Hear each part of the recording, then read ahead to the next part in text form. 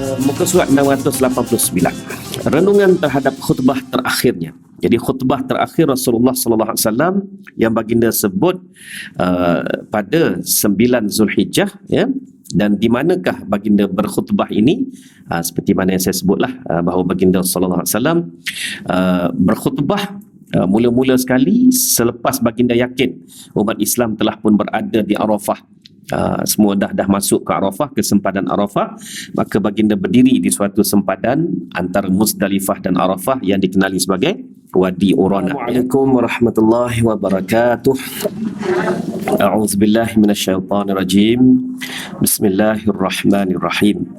Alhamdulillah nahmaduhu wa nasta'inuhu wa nastaghfiruh wa nusalli wa nusallimu ala sayyidil anbiya'i wal mursalin wa ala alihi wa sahbihi ajma'in.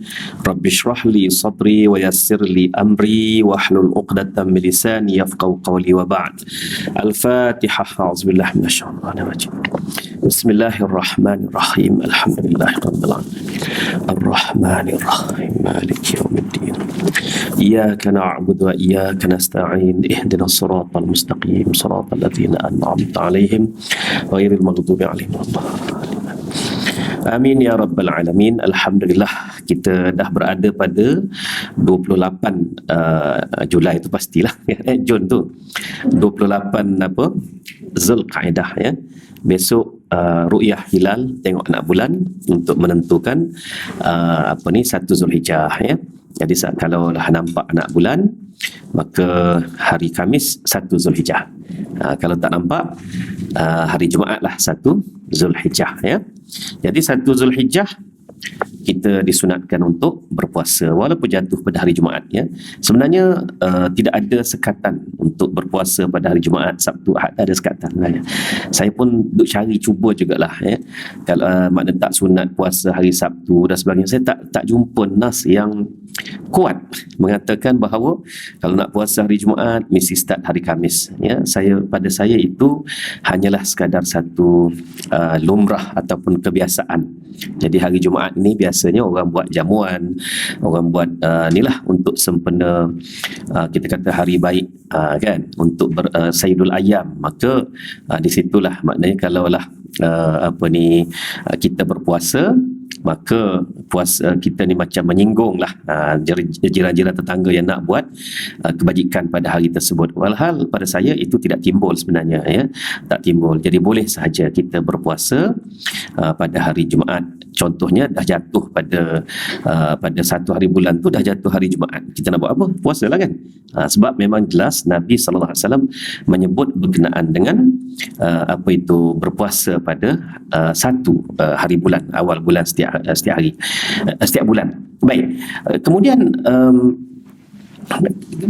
menyebut balik berkenaan dengan 10 Zulhijjah, yakni 9 Zulhijjah yang pertama, 1, 2, 3, 4, 5, 6, 7, 8, 9, kan. Jadi jelas di sini saya baca, ya. Saya pilih terpilih lah tafsir mana ni, tafsir Al-Baghawi, ya.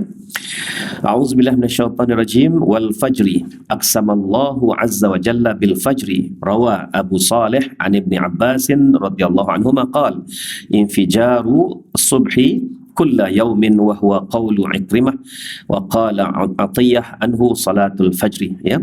Jadi bila Allah Ta'ala sebut wal fajri, maknanya wa di situ diterjemah apa? Demi, kan.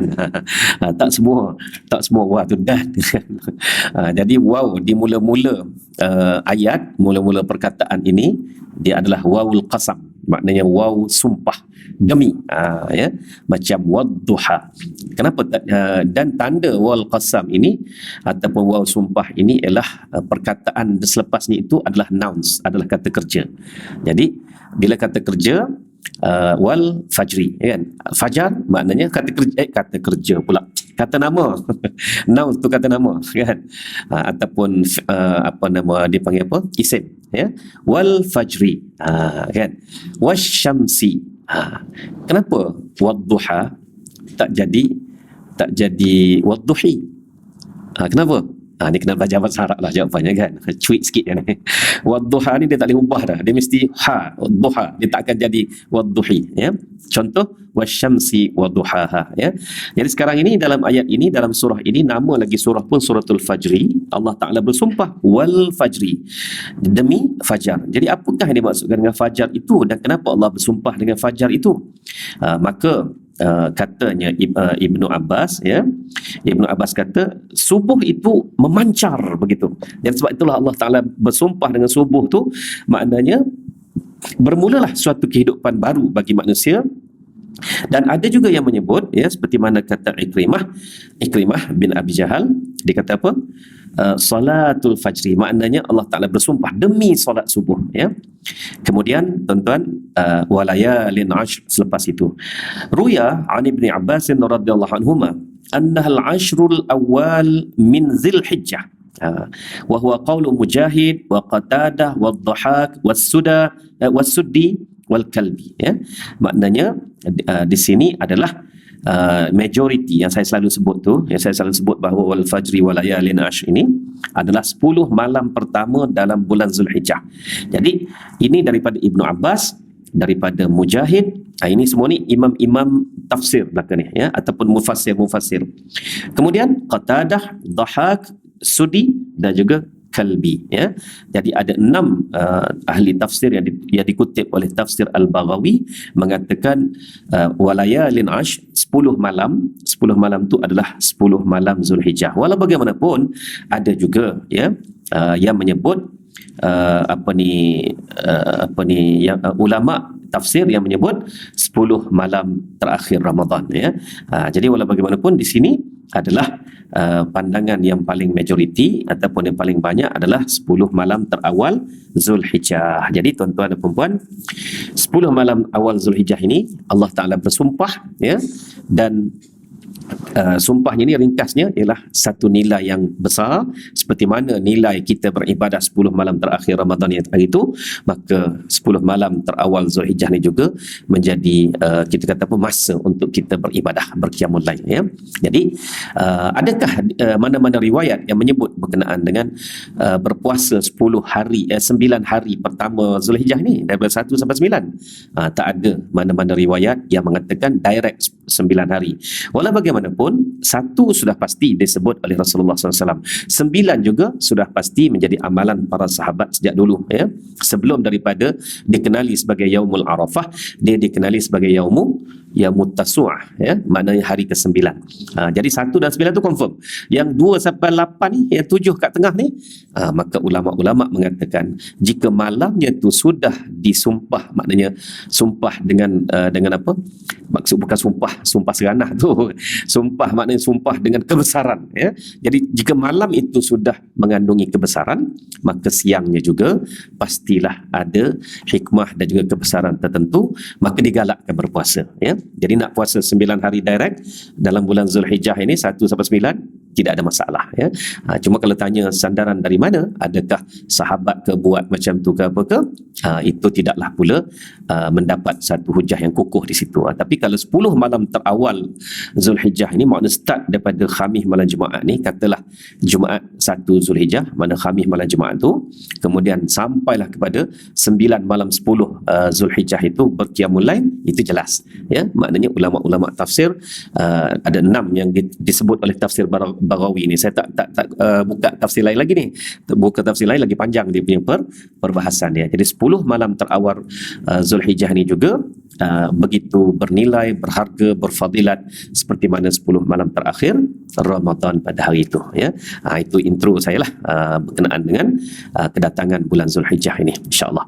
Jadi ni pun alhamdulillah, sahabat-sahabat pun semalam ada seorang lagi sahabat yang dia kata aku dah belas dalam semua grup, dia kata tiba-tiba satu grup ni tak naik, tak ada orang ucap selamat kat aku. Dia kata pun dia dah seminggu dekat Mekah kan, dekat Madinah, dia dapat ni lah panggilan mengejut, kita pakat ucap lah kan. Dan ada juga soalan-soalan seperti biasalah, ya. Saya dah 2 tahun sepi daripada soalan-soalan pasal haji ni, tiba-tiba tahun ni meningkat balik lah. Sila, tak ada masalah, free of charge, tak adalah satu soalan charge RM50, kalau tidak kaya lah saya kan. Ini saya kira sebagai khidmat ya kepada para bakal haji dan juga jemaah haji yang dah berada di sana. Silalah kalau nak tanya soal-soal haji, insya-Allah, ya. Baik, jadi kita sambung kepada fiqh sirah kita pada pagi ini.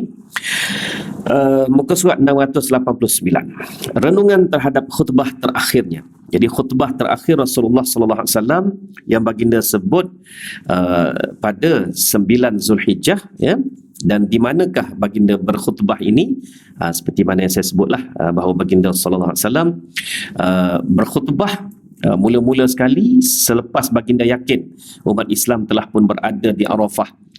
Semua dah masuk ke Arafah, ke sempadan Arafah, maka baginda berdiri di suatu sempadan antara Muzdalifah dan Arafah yang dikenali sebagai Wadi Uranah, ya. Dan di Wadi Uranah itu Nabi sallallahu alaihi wasallam telah berkhutbah, dan sepanjang baginda berkhutbah tadi tiba-tiba masuklah waktu zuhur. Bila masuk waktu zuhur, Nabi pun bagi isyarat kepada Bilal supaya bangun azan, ya. Dan Nabi duduk seketika, lalu baginda bangun dan berjalan masuk ke dalam sempadan Arafah. Dan ketika Bilal masih lagi azan, baginda sallallahu alaihi wasallam meneruskan khutbah kedua, dan sebaik sahaja tamat azan Bilal, baginda memberi isyarat supaya terus iqamah, sedangkan dalam masa yang sama baginda sallallahu alaihi wasallam masih lagi berkhutbah. Jadi apa yang ingin disampaikan oleh baginda sallallahu alaihi wasallam dekat situ ialah khutbah Arafah itu dan juga waktu wukuf di Arafah itu masuknya waktu zuhur 9 Zulhijjah, ya. Dan setelah Bilal tamat iqamah, baginda sallallahu alaihi wasallam pun menamatkan khutbahnya, dan baginda pun berpaling ke arah kiblat dan memimpin solat fardu zuhur dan asar secara qasar, ya, secara jamak qasar.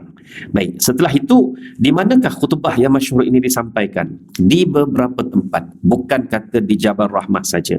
Jabal Rahmah itu menjadi center of Arafah, dan di situlah juga Nabi ada juga jemaah haji kita ni, dia cuba nak keluar dari khemah di Arafah, kan. Setiap tahun ada je yang buat nakal macam tu. Pada saya tak pelik, mungkin zaman sekolah dia dah lompat pagar dulu, kan. Dan jemaah haji terpaksa tutup pagar, kan, ya, kan. Sebab apa tu dia nak lompat pagar Arafah ni? Sebab nak pergi wukuf di tempat Rasulullah sallallahu alaihi wasallam wukuf. Sebenarnya Rasulullah SAW berwukuf di semua tempat di Arafah, bukan duduk terpaku dekat Jabal Rahmah tu, ya. Jadi Jabal Rahmah ini menjadi center of Arafah, ya. Dan saya pernah bercakap dengan almarhum Datuk Dr. Haji Zubir, iaitu bekas mufti Terengganu, ya. Almarhum dia belajar sekolah menengah di Mekah, Sanawi di Mekah.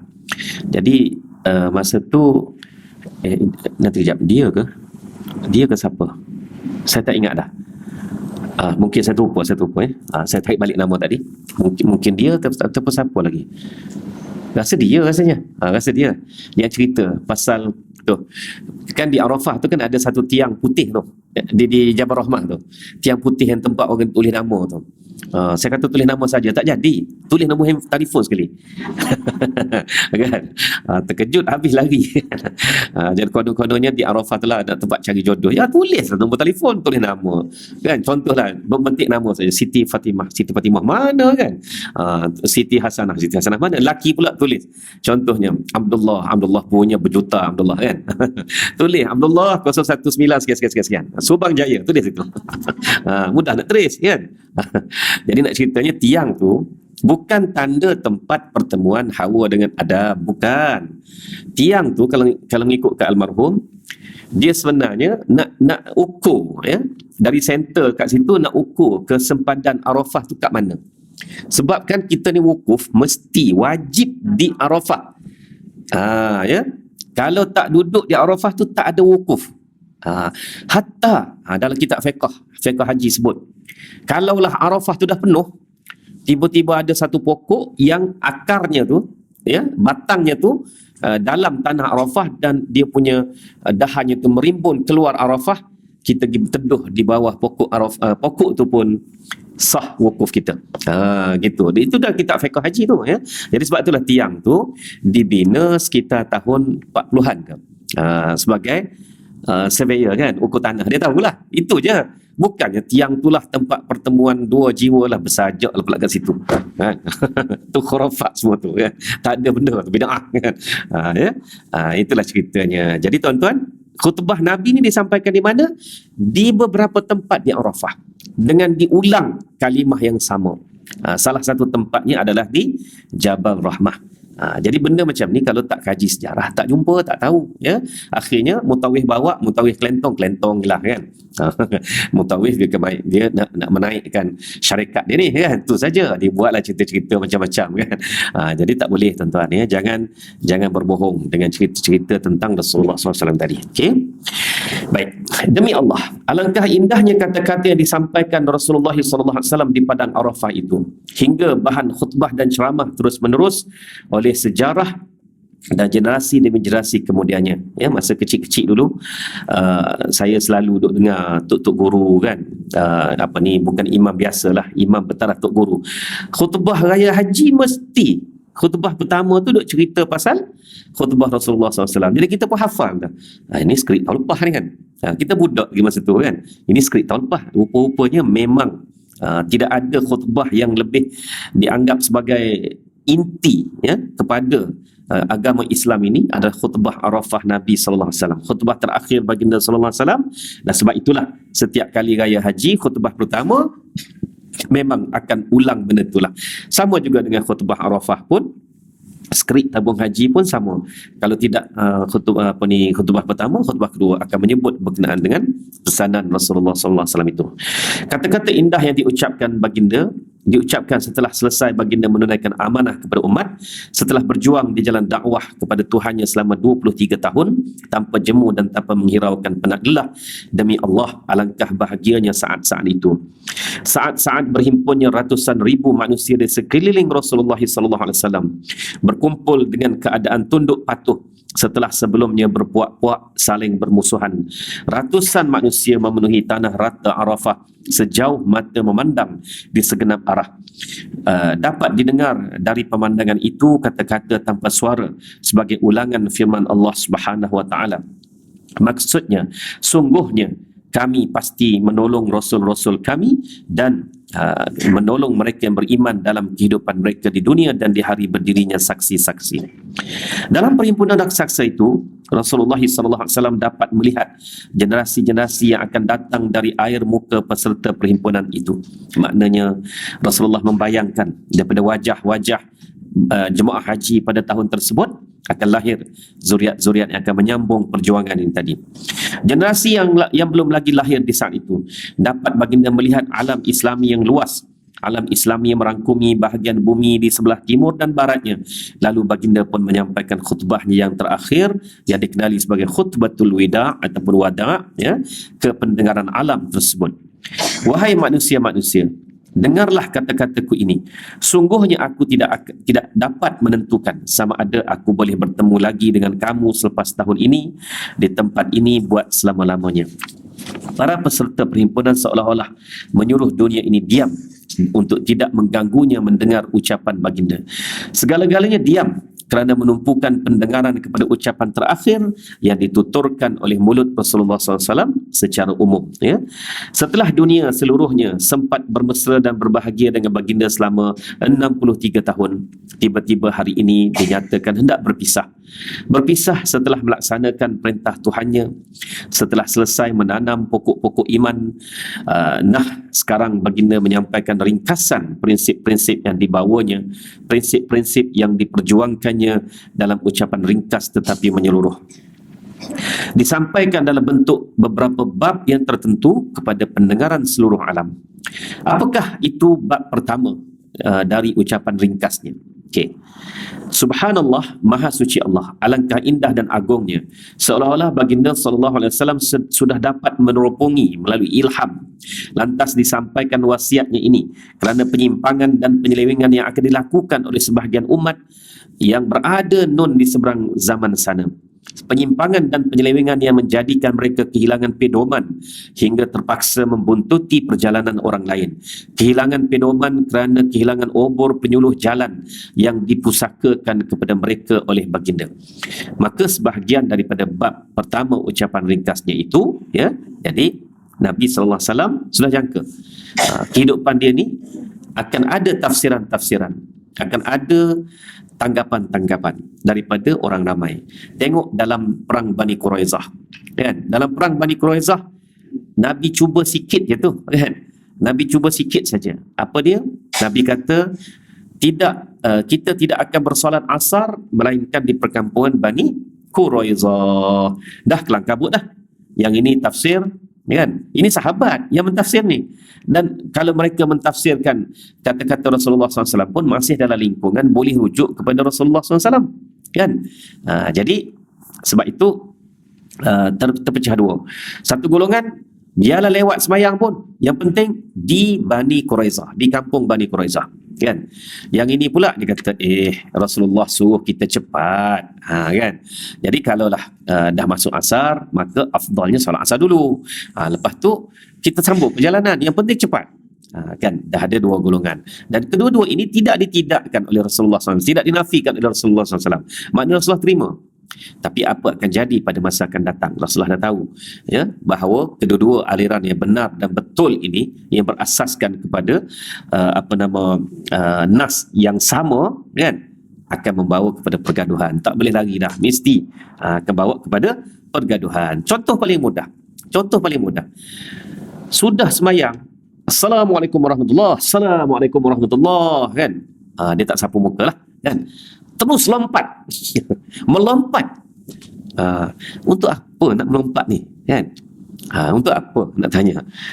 Bid'ah ini kata ni, duduk berwirid berzikir ni, kan? Nampak? Untuk apa melompat tu? Untuk tunjuk protes bahawa ini bid'ah, semua ni. Sekurang-kurangnya ada 10 wirid selepas solat yang memang warid tahu apa? Maknanya sahih daripada Nabi sallallahu alaihi wasallam. Ada 10 sekurang-kurangnya. Yang menjadi perbezaan di sini ialah sama ada baca masing-masing ataupun baca berjemaah. Itu saja. Jadi yang dia melompat sangat tu sebab apa? Nak protes apa? Nampak?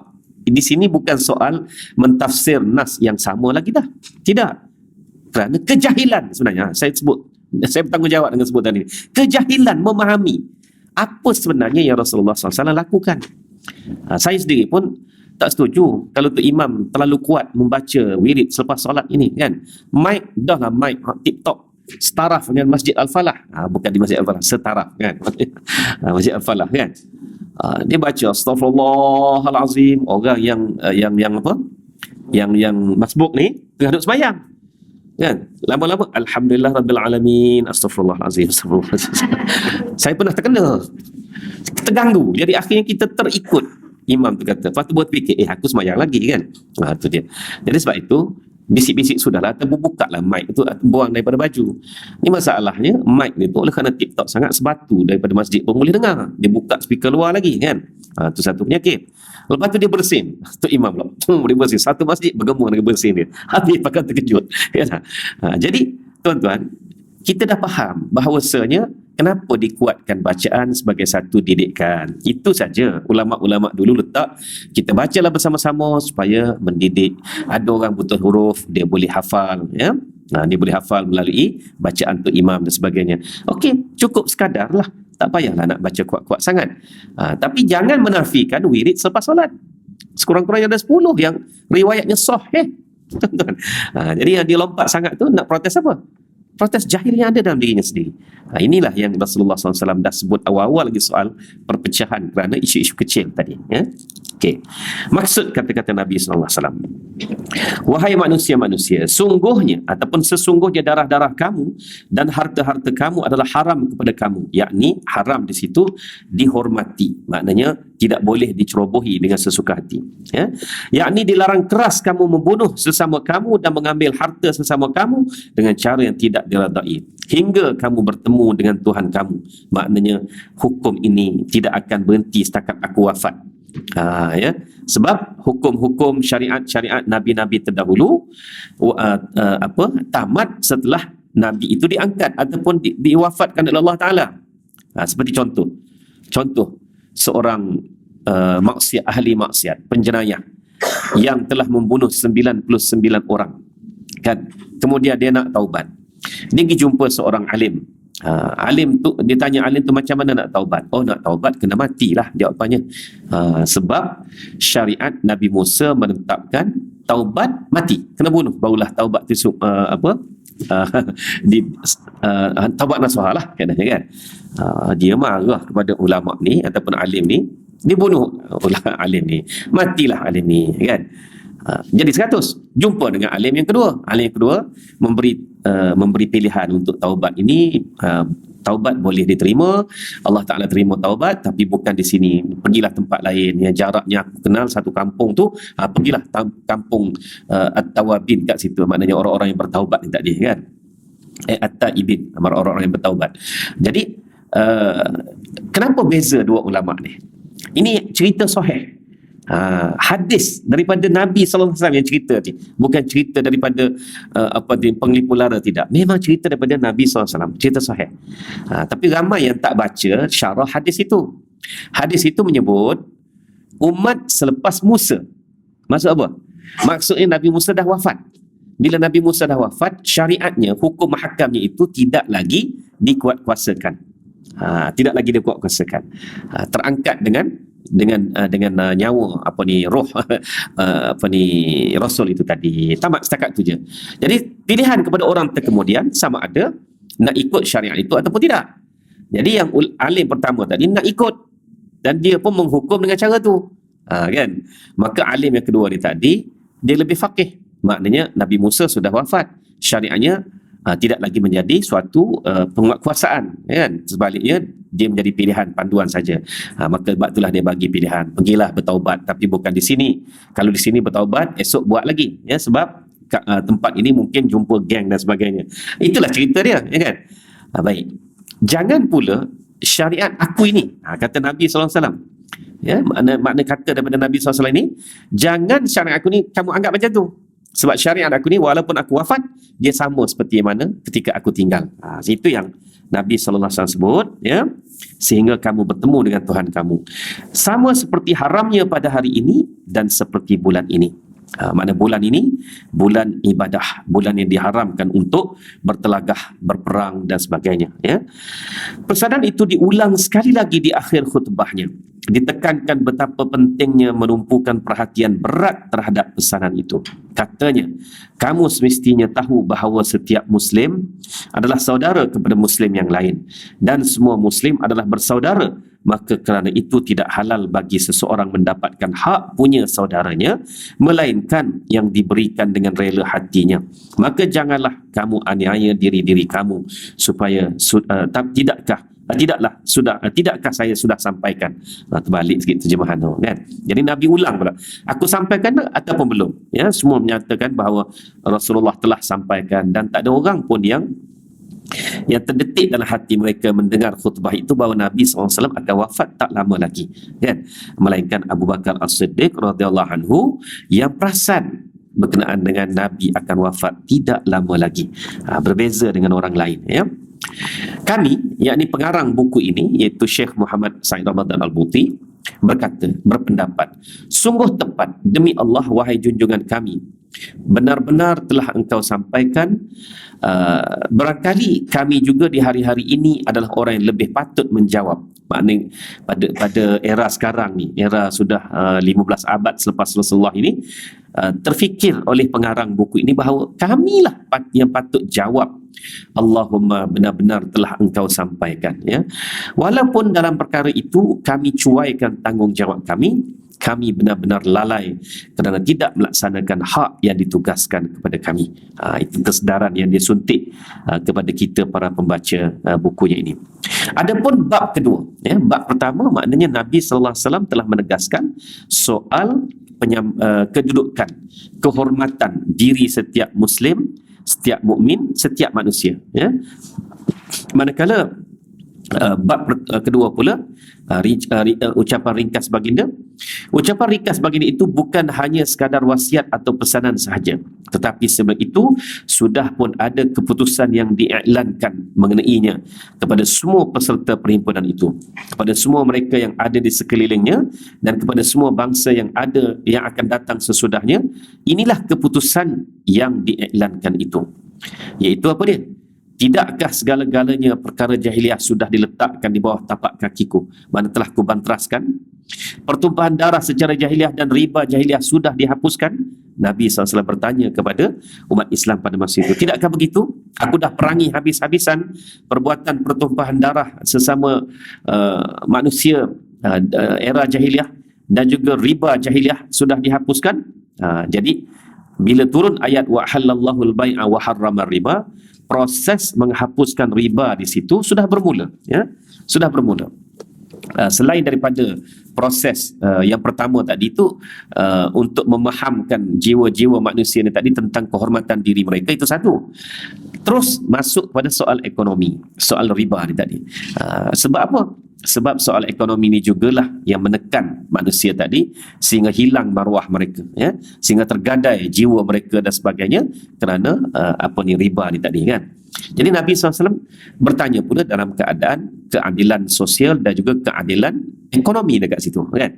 Ekonomi, itu yang Nabi masuk terus kepada riba tu. Bukan kata Nabi bercakap tu ikut terlintah di kepala je lah hari tu, kan. Tidak, itu semua tu sudah berdasarkan plot Allah Subhanahu Wa Taala.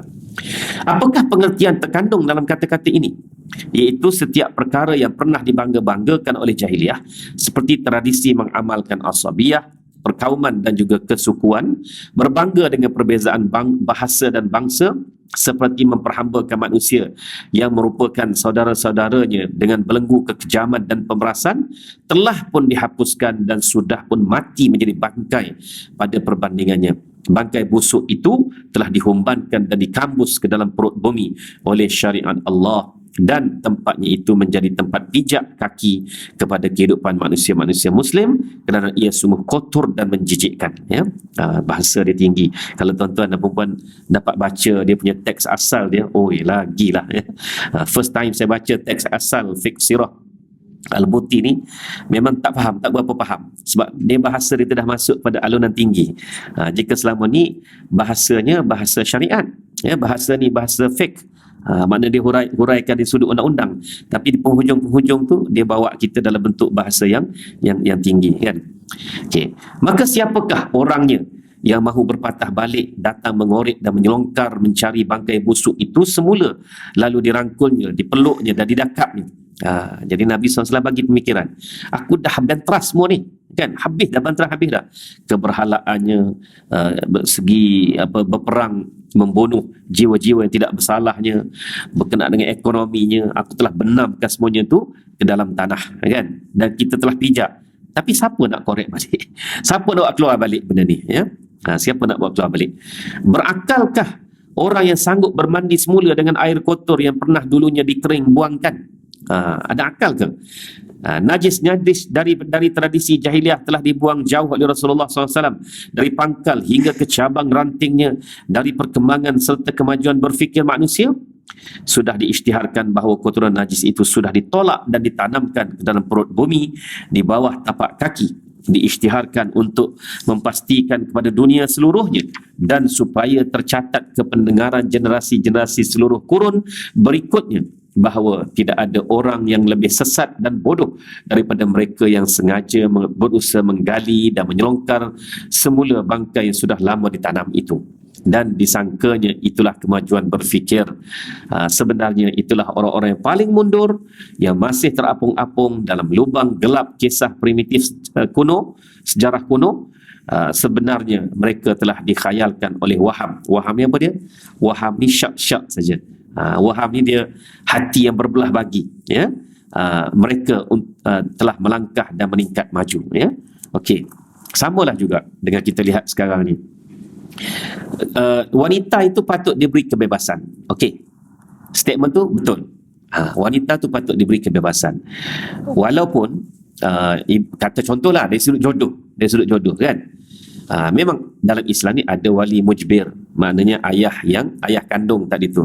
Tapi kalau kita faham wali mujbir itu hanya sekadar bapa boleh menentukan siapakah lelaki itu yang patut menjadi jodoh kepada anak itu, mutlak, total, itu satu kezaliman. Sebab anak itu sendiri pun perlu ditanya. Macam contoh Fatimah dengan Rasulullah SAW. Rasulullah dah berkenan nak menjodohkan dia dengan Ali, sepupunya, maknanya pemuda yang membesar di rumahnya sendiri, yang Fatimah sudah anggap macam adik-beradik, macam abang dia saja. Tapi kali ini Rasulullah SAW nak menjodohkan antara Fatimah dengan Ali. Maka Rasulullah bertanya pada Fatimah dulu, sehinggalah Fatimah setuju, barulah diberi disatukan antara Fatimah dengan Ali. Jadi kita sekarang ni macam seakan-akan mutlak, tak boleh, kan, arrangement marriage ke apa, kan, kita panggil, contoh satu segi. Jadi kebebasan apa di situ? Kebebasan untuk dia menentukan siapa jodohnya, siapa orang yang dia percaya untuk menjadi teman hidupnya. Tetapi jika sekiranya pilihannya itu salah, barulah wali mujbir ini sepatutnya berkuasa, sepatutnya menegur, bukannya berkeras, tapi dalam bentuk nasihat. Tapi akibat daripada menuntut kononnya kebebasan kepada wanita, sehingga akhirnya wanita boleh buat apa saja, ya, boleh dedah sana dedah sini dan sebagainya atas nama kebebasan, itu dah jadi jahiliah. Jadi kejahiliah inilah yang sepatutnya kita sedar. Benda tu Nabi dah benamkan di dasar laut, di dasar tanah, tiba-tiba nak korek lagi, nak korek lagi. Jadi sebab itu dalam hal-hal seperti ini kita kena tolak orang-orang yang telah berusaha bermain najis, yang telah dibenamkan di dasar tanah itu, dengan cara Nabi tolak juga. Jadi circle itu akan berulang, Jadi kalau kita tolak dengan cara kekerasan, maka kita pula sebenarnya yang gagal mengikut gaya dakwah Nabi sallallahu alaihi wasallam. Kan, gaya Nabi, dakwah Nabi ni dibagi peluang sehingga peluang-peluang, sebanyak peluang yang mungkin. Abu Sufyan berapa kali dah, kalau nak kira, hampir mati secara kafir, tapi dia bagi peluang lagi, kan, bagi peluang lagi. Ikrimah bin Abu Jahal memang patut mati dah hari Fatu Mekah, tapi bila dirayu sikit saja, Nabi bagi peluang. Sebab tu perang Bani Quraizah, bila Bani Quraizah tidak bersangka baik kepada Nabi sallallahu alaihi wasallam, dia kata, mana boleh kamu jadi hakim, kita dua ni musuh, walaupun kamu ketua negara, mestilah bias, carilah orang berkecuali. Kata Nabi, okey, cari. Siapa? Sa'ad bin Mu'az. Sa'ad kata, okey, pemuda-pemuda bersenjata dipancung semuanya. Sebab mereka ni tentera. Wanita pun kalau ada bersenjata dipancung juga, sebab mereka inilah yang mengepalai pemberontakan. Dalam Bani Quraizah tadi ada seorang wanita, dikatakan antara 600 hingga 900 lelaki Bani Quraizah yang dipancung pada hari itu, dan seorang wanita, ya. Yang lain-lain Nabi bagi ruang untuk mereka keluar dari Mekah secara aman.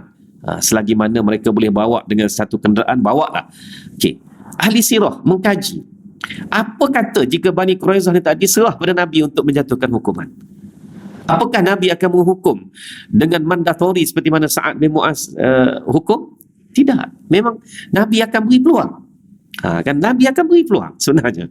Tapi sayangnya, contoh-contoh manusia yang tidak bersangka baik dengan Nabi tadi, Bani Quraizah lah contohnya, kan, Bani Quraizah tadi. Maka sebab itu, satu aspek memang Nabi dah bagi satu pukulan, shock kepada mereka yang cuba menggali semula najis-najis dan bangkai-bangkai yang dia telah kambus. Memang bagi kejutan. Tapi satu aspek lagi, kita ni waris-waris Nabi ni, kata al-ulama warasatul anbiya, kan, ya tak? Jadi bagaimana nak berdepan dengan dia orang? Satu benda yang saya mengaku saya silap sejak dari remaja, kan, sejak dari remaja. Silap. Contoh, ada seorang perempuan ni, dia jual tudung. Dia jual tudung, tapi dia tak bertudung. Lah, kita boykot. Apa ni, kan? Contohnya kita boykot. Tak jadi apa, bercakap apa, tak pakai tudung. Itu silap. Tapi dulu kita duk faham, orang macam ni tak gunalah, kan? Sekarang ni gini, dosa manusia ni Allah tak ambil secara pukal, satu persatu. Pahala pun sama, satu persatu. Bila dia hulur derma,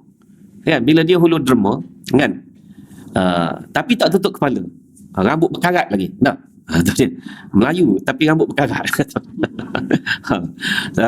Derma sangatlah tu kan. Kepala tak tutup, kita kata. Dulu masa remaja saya begitulah pandangan saya. Sebab dimomok-momokkan oleh yang kononnya pejuang-pejuang agama ni begitulah. Tapi silap. Bila saya pergi ke Mesir baru saya nampak. Kan? Bila saya pergi ke Mesir saya nampak. Dan peristiwa yang betul-betul menyentuh hati saya sampai sekarang ialah seorang makcik. Seorang makcik ni dia berpakaian seperti sekretari lah kot, naik bas sekali, rambut berkarat, Arab rambut berkarat biasalah kan. Makcik ni saya duk kata dia Kristian lah. Dalam hati jumpa tu mesti duk Kristian kan, tak bagi salam dulu pun ke dia. Banyak hari lah memang jumpa dekat tempat hentian bas tu, naik bas sekali dengan dia pergi. Sekali tu Allah Ta'ala nak tunjuk kat saya saya didudukkan di kursi yang sama dengan dia. Dia duduk je, dia bukalah beg tangan dia, Quran, dia mula baca Quran. Alamak, Islam, alamak, kita pelajar Azhar, kopiah tak tinggal ni. Malah pun baca Quran dalam bas tu. Sebab apa? Orang terganggu kan. Melayu ni tak boleh jadi Arab lah. Arab memang dia bergayut ni. Baca Quran ni, dia buka Quran ni kan tak? Dia bergayut di bas ni. Kita tak buat lah gitu sebenarnya. Kalau ada pun baca yang mana-mana yang dah ingat surah-surah pendek gitulah. Saya pun dengan malu-malu ambil Quran dari beg, bacalah dengan makcik ni. Ya Allah, kata makcik ni tak tinggal Quran. Di situ saya terfikir, makna betapa adilnya Allah Ta'ala ni, betapa Rahman dan Rahimnya. Yang kau tak tutup kepala tu, itu dosa lain. Yang kau baca Quran, kau dapat pahala. Yang kau sedekah, kau dapat pahala. Kau sembahyang lepas tu, kau tetap dapat pahala. Yang total ditolaknya, apa dia? Ada satu. Syirik je. Yang total ditolak, tak kira benda, syirik je. Yang itu ditolak. Tapi kalau selagi dia mukmin, dia buat satu dosa lain. Kan? Yang dia buat pahala lain pula. Sebab tu kita sekarang ni, macam mana kita nak mendekati mereka ini supaya tidaklah kata kita ni baik semua sekali, tidak, supaya dosa yang kita nampak ni dia boleh atasi. Kan? Macam mana? Ialah dengan cara jiwa dakwah lah, tu yang lain benda je. Jiwa dakwah yang Rasulullah SAW bawa tadi. Ya? Seperti contoh Rasulullah SAW, apa sebab yang dia duk sebut sangat berkenaan dengan beberapa tokoh yang diharapkan masuk Islam tapi mati dalam kufur, kan? Mut'im bin Adi, bahkan Utbah bin Rabi'ah yang berperang dalam perang Badar pada hari itu pun Nabi bagi harap dia masuk Islam sebab dia telah mendengar saya tak ingat surah Toha, tak silap saya, surah Toha yang mula-mula sekali yang disampaikan Nabi direct kepada dia pun menghayati surah Toha tadi, maka dia pun jadi cair hatinya walaupun dia tak masuk Islam sebab sudah, tapi cukup surah Toha tadi telah menyentuh hati dia dan dia tak lawan Nabi SAW.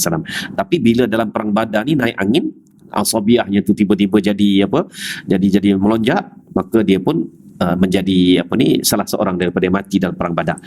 Pun Nabi sebut Utbah bin Rabi'ah, Mut'im bin Adi, Umayyah bin Abi Salti. Kenapa Nabi nak sebut dia orang ni? Sebab dia orang ni baik. Orang kafir tapi baik. Dan seboleh-bolehnya Nabi nak dia baik. Tapi sayang, ya, dia pilih untuk mati dalam keadaan akidahnya kufurlah. Itu sudah faham maksud dakwah di sini, bahawasanya orang kafir selagi boleh didakwah, kita dakwah. Jadi bila kita tutup secara pukal semuanya terhadap kafir baik, terhadap mukmin baik, kalau kita tanya cara nakal, berapa kerat manusia tinggal? mukmin yang asi pun kamu tolak pukal juga. Kafir yang Nabi dakwah pun kamu tolak pukal. Habis tu berapa kerat yang tinggal dekat kamu? Itu soalan nakal lah, kan? Soalan nakalnya. Tapi soalan yang sepatutnya ialah, apa dakwah Nabi yang kamu cuba buat? Tak ada lah kat sini. Ya? Saya di masjid, kan, contohnya bila ada orang tabligh ke apa ke, saya pasang telinga. Sebab apa? Satu, tabligh tak pernah tinggal mesyuarat. Dia mesyuarat dulu sebelum dia keluar berdakwah tu.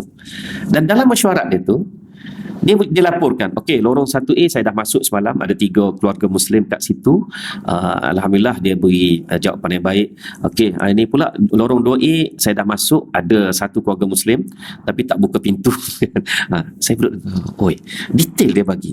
Okey, jadi kalau gitu sekarang ni ente semua ni masuk 1A pula. Ini masuk 2A, pergi pula. Maknanya mereka menggerakkan dakwah. Kan? Walaupun kita orang perempuan lah terutamanya kan, takut nak tengok orang tabligh ni. Sebab apa?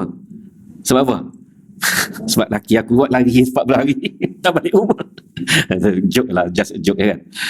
Jadi jangan gitu. Sebenarnya masing-masing ada peranan dakwah. Ya. Saya pun tetap kalau tabligh mari rumah buka pintu, ya. Ikram kat sahabat-sahabat kita, ajak minum air lagi dan sebagainya.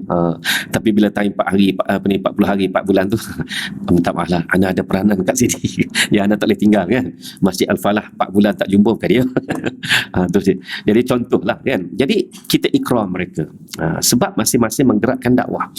Dan dalam mesyuarat mereka itu saya tersentuh hati. Berapa kali AJK Masjid mesyuarat macam dia orang mesyuarat. Contohnya kan, mesyuarat untuk pentadbiran tu lain, mesyuarat untuk menggerakkan dakwah. Berapa kali, sedangkan mereka ini sepanjang duduk di masjid itu, sepanjang itulah dia mesyuarat tiap-tiap petang tu keluar menggerakkan dakwah kan, dengan tak tebal muka, tebal ya, mau tak tebal, ketuk pintu rumah orang ni, bercerita, orang pula buat layan tak layan, kadang-kadang tu maki hamun pula dan sebagainya.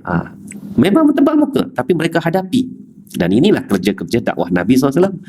Yang kita tak boleh buat, macam mana? Kan? Gitu. Jadi tuan-tuan, itu bab kedua. Bab ketiga, boleh 5 minit ni. Okey. Rasulullah sallallahu alaihi wasallam telah mengisytiharkan dalam khutbahnya ini mengenai ketetapan masa bersama dengan masa dan bulan-bulannya sekali setelah sekian lama dipermain-mainkan oleh orang-orang Arab jahiliyah sehinggalah ke masa permulaan Islam. Arab di zaman jahiliyah adalah orang-orang Arab seperti kata Mujahid dan lain-lainnya menetapkan haji mereka 2 tahun dalam 1 bulan yang tertentu. Umpamanya mereka mengerjakan haji 2 kali dalam 2 tahun pada bulan Zulhijjah, tahun berikutnya haji dilakukan pada bulan Muharram selama 2 tahun, 2 kali haji, begitulah ya. Maka tuan-tuan, idea sekarang kan orang haji ni zaman tahun 90-an lagi, masa saya belajar di Mesir lagi, ada seorang jeneral bersara, selepas dia bersara dari ini jeneral Mesir lah, dia jadi penulis dan pengkaji Islam. Dia mencadangkan supaya haji ni dibuat 3 kali, 3 batch setahun.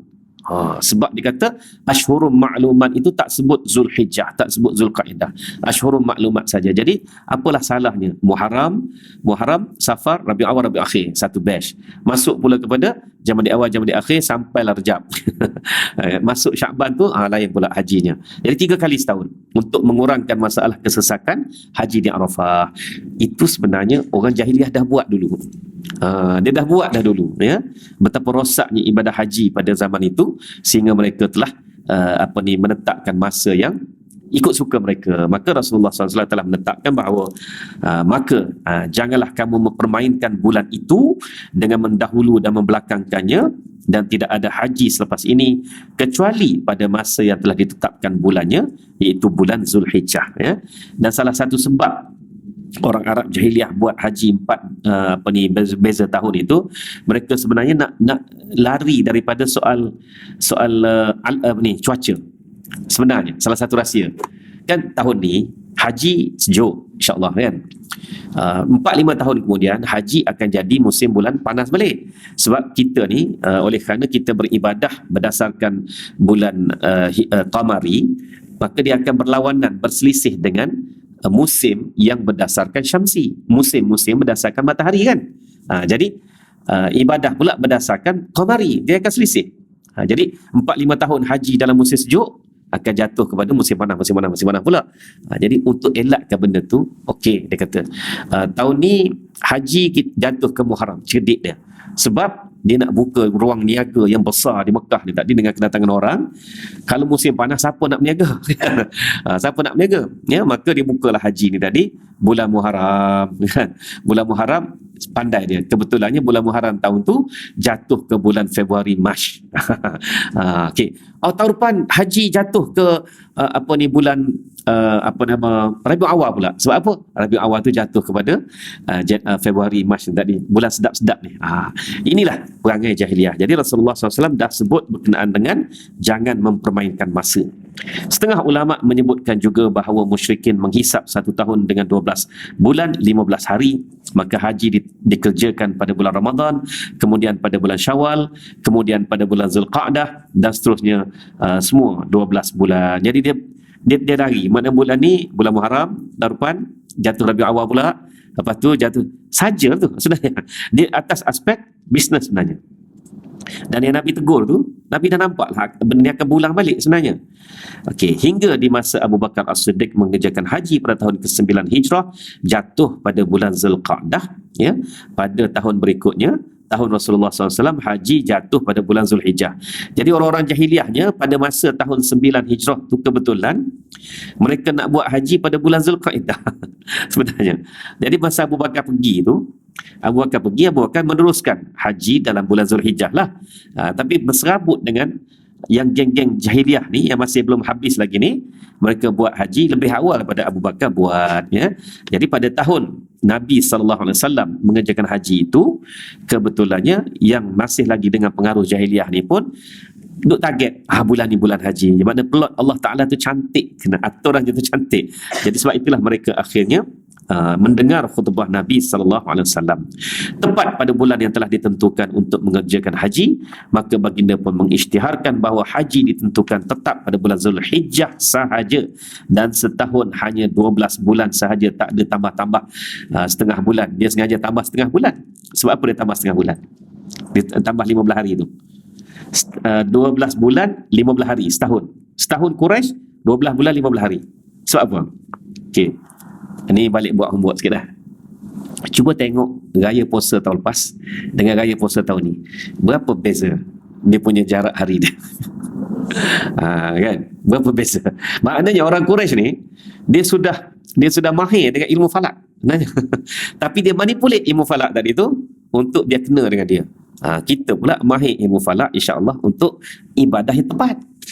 Dia akan beza antara 11 ke 13 hari sebenarnya, jarak tadi tu. Maknanya contoh kalau tahun lepas kita raya 1 Mei katalah, kan, tahun depan kita akan raya sekitar anjak ke belakang, ke April.